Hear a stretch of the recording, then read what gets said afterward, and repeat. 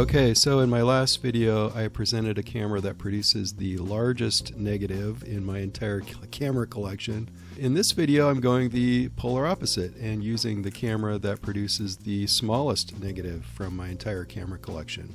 So the 122 cameras that I shoot with produce a negative that's 8.5 by 14 centimeters, so 85 millimeters by 140 millimeters. The camera I'm shooting with today produces a negative that is 8 millimeters by 11 millimeters. And for comparison, here is a short strip of 35 millimeter film so you can get a sense for how big the 122 film is and just how small the film that I'm shooting with today is.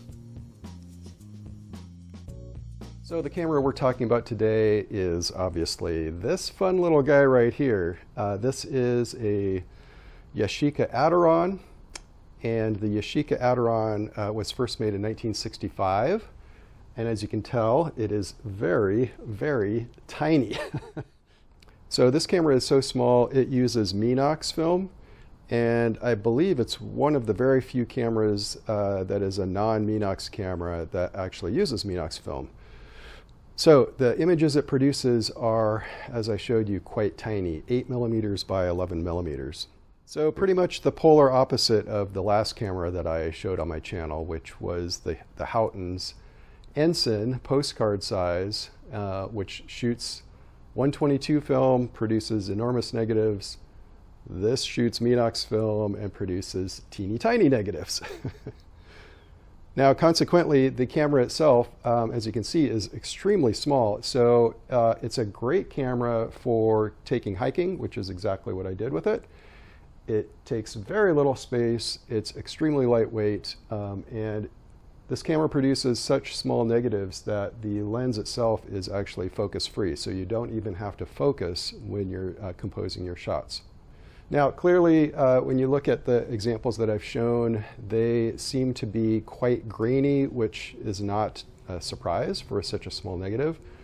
However, I think the ones that I've shot were actually more grainy than they should have been, because when I look at the negatives are quite dense.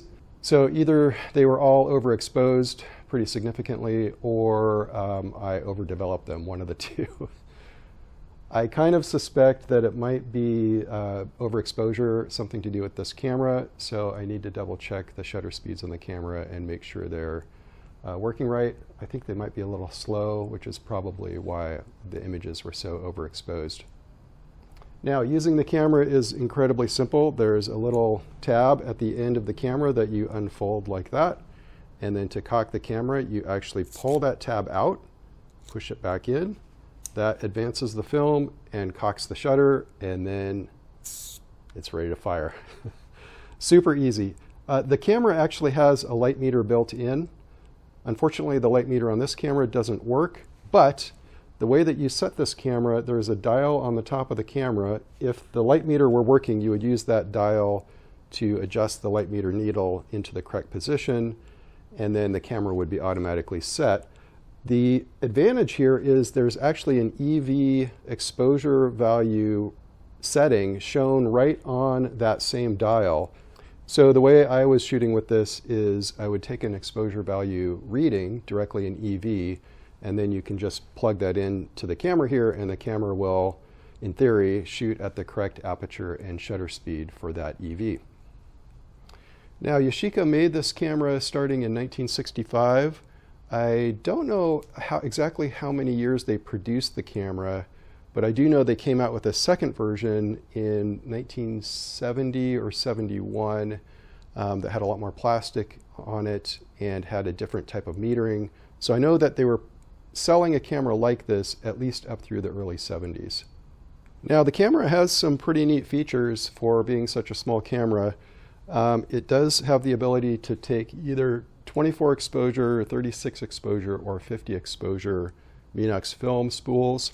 It has a built-in yellow filter, which is accessed by simply sliding this slide. I probably should have made use of that on some of the outdoor pictures I was shooting. It has a little flash unit that you can attach to it, which shoots the small AG1 flash bulbs. And obviously, having the built-in light meter is a great advantage if the light meter were working. Hopefully I can exchange the selenium cell at some point and get the light meter working. But all in all, super fun little camera to use. Quite a bit easier than my usual routine to just throw this in my pocket, take a simple EV reading, not have to worry about shutter speeds or apertures or even focusing. I mean, you basically just cock it and fire at will. So super fun little camera. Now for developing the film, you use the Minox film developing tank, which is an extremely clever tank, a true daylight loading tank where you literally put the cartridge in the tank in full light, and quite clever. I won't go into exactly how to use those here because there are already quite a few videos on YouTube demonstrating how to use those tanks. But I guess I'll wrap it up now and look forward to seeing you in the next video.